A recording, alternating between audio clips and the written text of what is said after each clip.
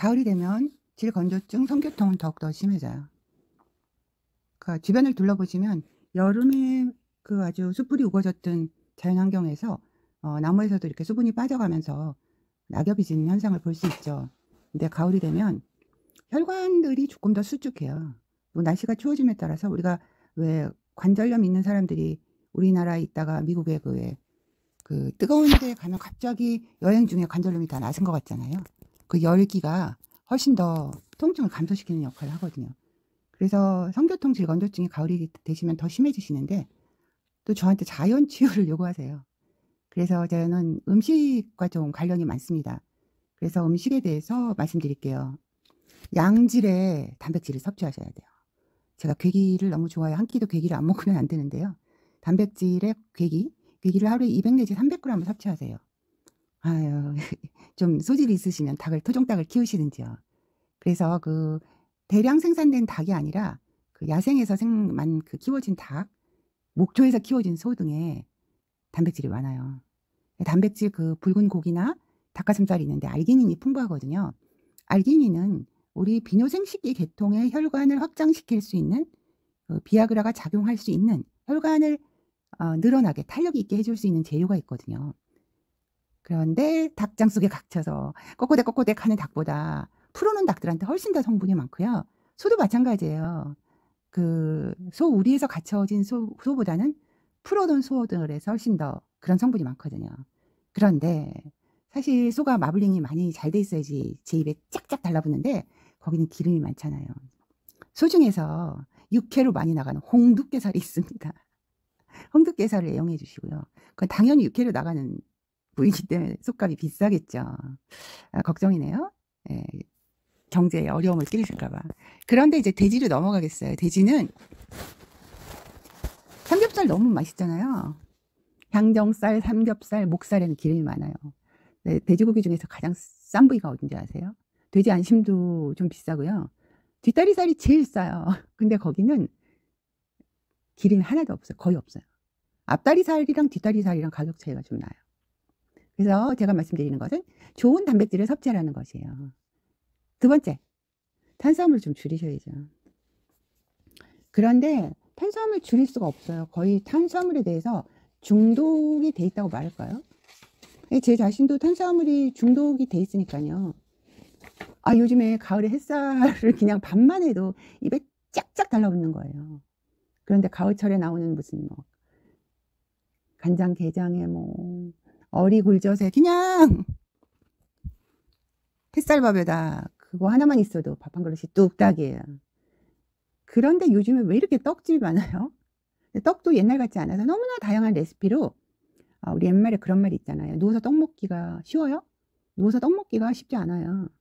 옛날에는 다 떨어졌었어요. 이렇게 곡물 같은 게. 요즘에는 근데 그냥 스마트폰 하나를 딱 들고 누워서 하나도 안 흘리고 그냥 떡과 오후 내내 취침 전까지 보낼 수 있습니다. 그래서 밥 먹고 또 떡을 후식으로 드시는 거예요. 그래서 이런 정제된 탄수화물, 사실 영양소가 풍부한 그것은 다 나가버리고 정제된 탄수화물까지 우리가 먹게 되거든요. 그렇기 때문에 피자도 그렇고, 예를 들어서 파스타를 예를 들면 우리가 이제 여러분이 많이 들으셔서 글루텐 프리 그 밀가루에 많이 들어있거든요. 그러니까 글루텐을 프리 하세요. 그런데 우리 입맛을 또 너무나 달콤하게 당겨주는 게 스파게티잖아요. 양송이 크림 스파게티, 토메이토 소스에 새우가 들어갔어요. 미트볼, 너무나 다양한 스파게티가 우리를 기다리고 있어요. 그래서 이런 것들도 피하셔야 되고요. 너무 맛있어요. 스팸도 맛있잖아요. 근데 이런 가공 육류 있잖아요. 옛날에는 그 분홍색 소시지 하나 있었는데 너무나 그 가공 육류도 다양하게 나와 있어요. 그래서 가공 육류를 피하셔야지 질건조증 같은 게 없어지세요. 근데 그게 그 중에서 라벨을 딱 보면 질산염이나 아질산염이 거의 없는 걸 찾으셔야 돼요. 그리고 훈제도 피하세요. 그러니까 그 다음으로 넘어가는 게 제가 좋은 지방을 말씀드리겠습니다. 아보카도, 코코넛 오일, 오리 그런 것들을 드실 때 거기에는 굉장히 좋은 지방이 들어있어요. 코코넛, 올리브, 아보카도. 그런데 오리도 훈제를 안 드시는 게 좋아요. 그래서 좋은 지방을 드시는 게 하나의 팁입니다. 우리 생활에 언제부터 우유가 들어왔습니다. 그런데 그 우유가 옛날에는 우리가 국민학교 때만 해도 그 학교에서 우유를 나눠줬어요. 근데 정말 그 우유 하나도 먹기가 어려운 세상이었는데요. 그런데 지금은 너무나 우유가 필요 이상으로 많이 들어와 있어요. 근데 거기 카제인이 들어있거든요. 근데 그 카제인 성분이 우리 몸에 염증 반응을 일으키는 것이에요. 근데 우리가 성교통이 있거나 질건조증이 있거나 외음부, 전정염 이런 게 있는 사람들, 예, 이런 사람들은 이게 좀 어려운 얘기인데요. 기본 베이스에 만성염증이라는 개념을 깔고 있습니다. 그렇기 때문에 만성염증을 줄여줘야지 그 통증도 없어지고 건조증도 없어지시거든요. 그래서 카제인, 우유 유제품을 좀 피하셔야 돼요.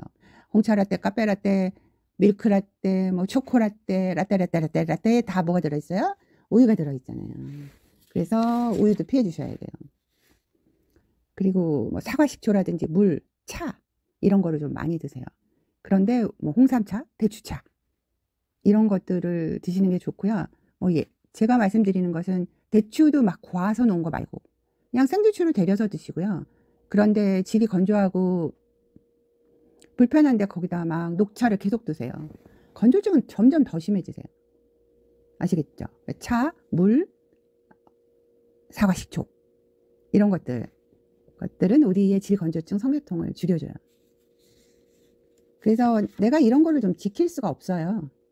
그러면 오메가3는 필수예요. 현대인한테. 제가 오메가3를 팔려고 말하는 게 아니라 오메가3 지방산, 그러니까 오메가3도 굉장히 많은 회사에서 나오는데 먹기 편하고 오메가3가 제가 피하라는 건 알이 큰 거. 그리고 알이 큰 거를 드시고 나면요. 인후두에 다 불편해 하세요. 다시는 먹고 싶지 않고요. 이렇게 트림을 할 때 그게 거꾸로 올라오는 것 같아요. 지금 제가 말씀드리는 건 뭐냐면 피해야 되는 거. 가을에 질건조증, 성교통이 있을 때 피해야 되는 것. 그리고 내가 뭘 먹어야 되는지.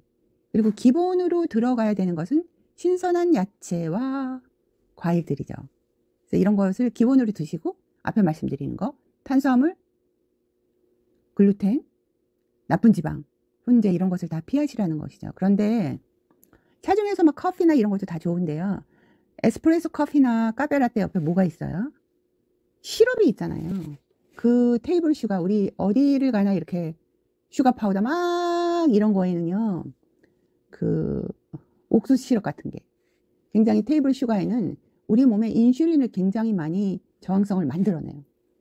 그래서 이런 많은 그 테이블 슈가에 들어있는 프룩토즈는 뭐 인슐린 저항성, 비만, 만성염증이 외음부 세포에 만들어져 버리니까 분비물도 안 나오고 건조하고 따갑고 아프게 되는 악순환을 만드는 거예요. 테이블 슈가를 피하셔야 돼요. 그리고 또 피해야 되는 게 트랜스 지방이거든요. 근데 맥도날드에서 감자튀김 왜 이렇게 맛있어요? 페스트리나 머핀 이런 것들이 제 입을 가만히 두지 않아요.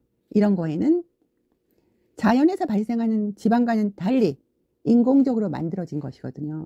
그래서 이런 트랜지스टर 이렇게 변형된 지방에는 이게 제품이 썩지 않아요. 페스트리에 오래 놔둬도 잘 썩지 않아요. 그러면 이런 것들은 심장질환, 모든 관절, 피부의 염증 세포를 늘리게 돼요.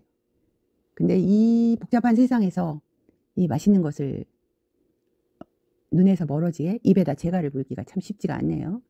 저도 아마 오늘 페스트리랑 머핀이랑 에스프레소 커피에 슈가 시럽을 확 넣어서 한 잔 마실 것 같아요.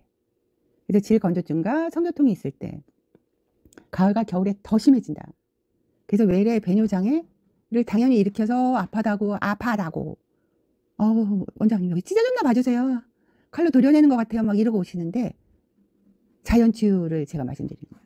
어떻게 해야지 재발 안 되죠? 막 이러시는데 운동은 당연한 거고요. 이런 음식을 좀 주의하시면 훨씬 더 질건조증, 성교통이 자유로워지실 거예요.